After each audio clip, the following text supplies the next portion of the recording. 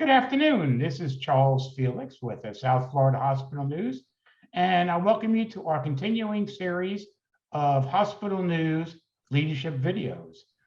These are conversations with leaders in the healthcare industry, specifically this time the hospital industry in South Florida. So I'd like to welcome to our conversation Don Steigman. Don is from Jackson Memorial Healthcare System. So welcome, Don, and thank you for taking the time out of your busy day to join us in this leadership conversation. Thanks for having me, Charles. Start off, tell us your position over at Jackson. Sure. So I'm the president of Jackson Health System. As you know, we're a large provider of healthcare in Miami-Dade County and beyond.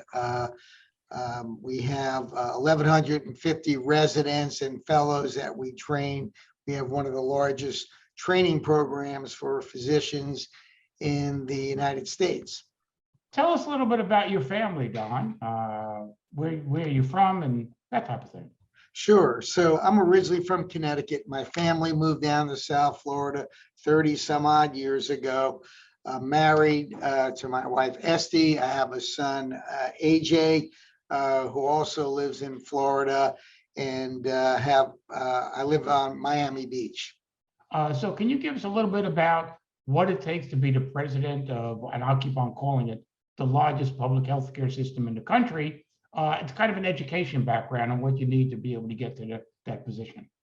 Sure. So my educational background is I have an undergraduate from the University of Connecticut in health systems and management science, really an industrial engineering type of background in applying management engineering or industrial engineering techniques to hospitals. And then I did my graduate work. I have an MBA in healthcare administration from the George Washington University, which is one of the top MBA programs or healthcare programs for healthcare executives in the country. Tell us about your career background and where, the path you traveled to get where you are today. Sure. So interestingly enough, I was fortunate to have the guidance of my dad to say, hey, why don't you look at healthcare administration as a career? In that journey, I ended up going to George Washington, as I said, and we had to do an administrative residency program as part of the program for graduation. I ended up actually doing my administrative residency at Palmetto General Hospital in Hialeah. And then I went to a hospital in San Antonio, Texas. And then I got called back to another group in Florida. So I've been fortunate to have the career path in administration. Earlier on in my career, between going from between graduate and undergraduate, I did healthcare consulting for a large consulting group that did reviews of systems planning and staffing studies at hospitals. Mm-hmm. So you can see from my career trajectory, I was involved with healthcare, and more healthcare. During your journey in healthcare, who was your mentor or mentors that you can remember and mention? I started my career at Palmetto. The CEO of the hospital at the time was a guy by the name of Richard Slavin, who actually gave me a great shot in my career, and I learned a lot from him. When I went to a hospital in San Antonio after I finished my residency at Palmetto, where there wasn't any position at the time available, Mr. Slavin called me back after being in Texas a couple of years and gave me the opportunity, to be the COO of Palmetto General Hospital at the time. And I was 27 years old, and people were looking at me like, what is this, quote, kid how can we put him in charge of it? So Mr. Slavin really had a lot of confidence in me and my abilities, and I learned a lot from him.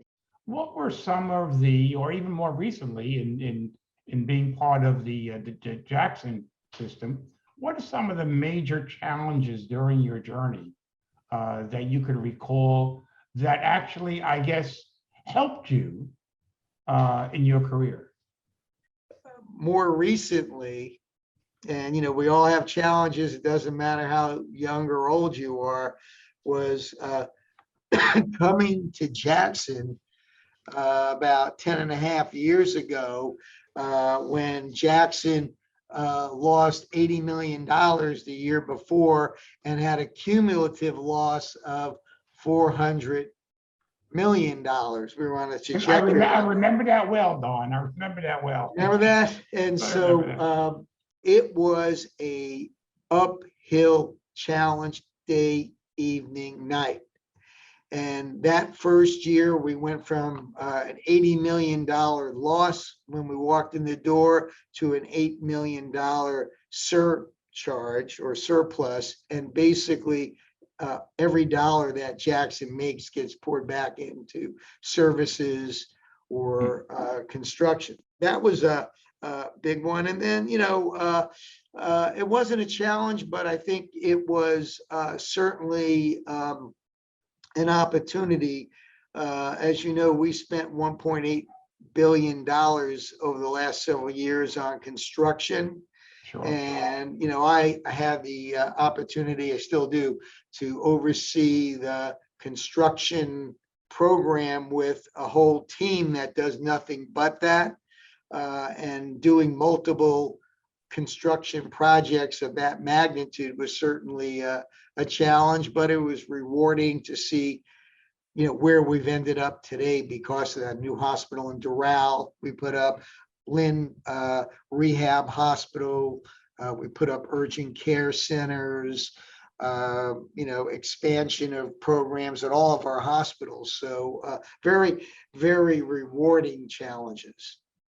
As a president of a healthcare system, I guess people are going to look at it and say, well, what do you do? What's your day look like? And when you start in the morning, you kind of work during the day, finish at night. What does your day look like? So I spend a lot of time making sure all of our indicators are on track, that we're keeping those indicators and the quality outcomes on track all the time. I meet every day with, we have a chief medical officer who reports to me, Dr. Peter Page, and Peter's responsible for overseeing the quality, risk side, etc. Every morning we spend an hour going through what needs to happen. So that's how I start my day.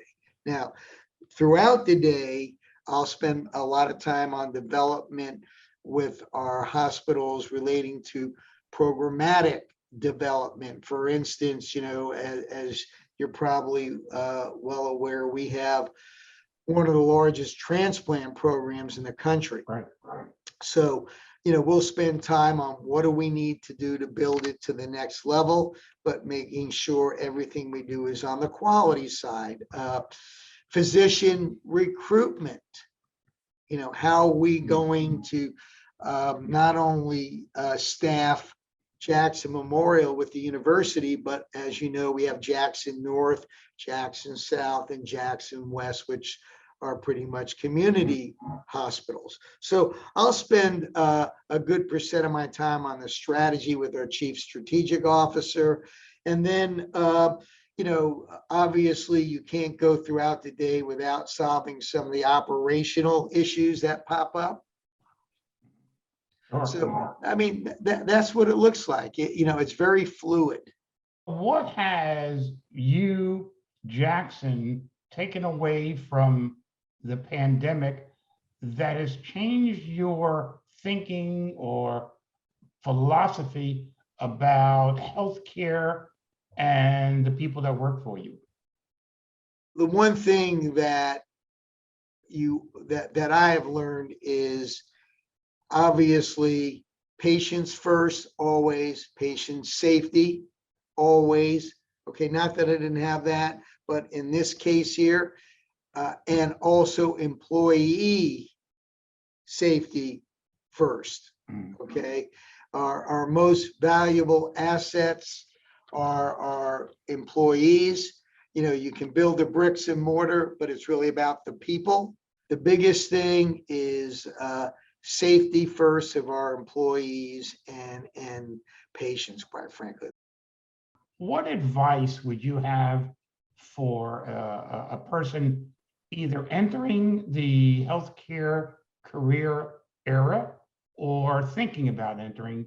What one piece of advice would you say to them?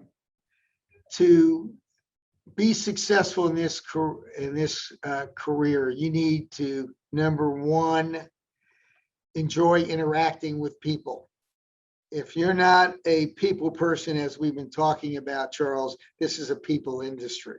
Number two, that goes along with this is it's a lot of hard work and long hours. As you said earlier, this is a 24/7 operation. And then the third thing is look at it from a analytic perspective. You will never go wrong. A lot of medicine and a lot of things that hospitals do are based upon data. So if you don't like data, this is not the place. If you don't like to interact, this is not the career. If you don't want to put the hours in, this is not your career. Now, if you like those three, it's great and it's very, very rewarding. The best part that I like about the job is when I have the opportunity to go upstairs and talk to a patient. So what kind of keeps you up? Not, I wouldn't say every night, but what kind of keeps you up in those nights? Maybe during the pandemic happening now. What are some of these situations that you see? Most of the time, it's making sure that everyone in the organization is communicating appropriately. Did we talk to this group or that person to get whatever the next outcome would be? And as you know, communication happens at all different levels, including the patient. So were we able to communicate what we needed to get to all parties? Don, I want to thank you. We've known each other for a good number of years, and whenever you do something like this conversation, you always learn a little bit more. So I want to thank you for taking the time today. Thank you personally for your support of our mission of providing good information to the healthcare community throughout South Florida.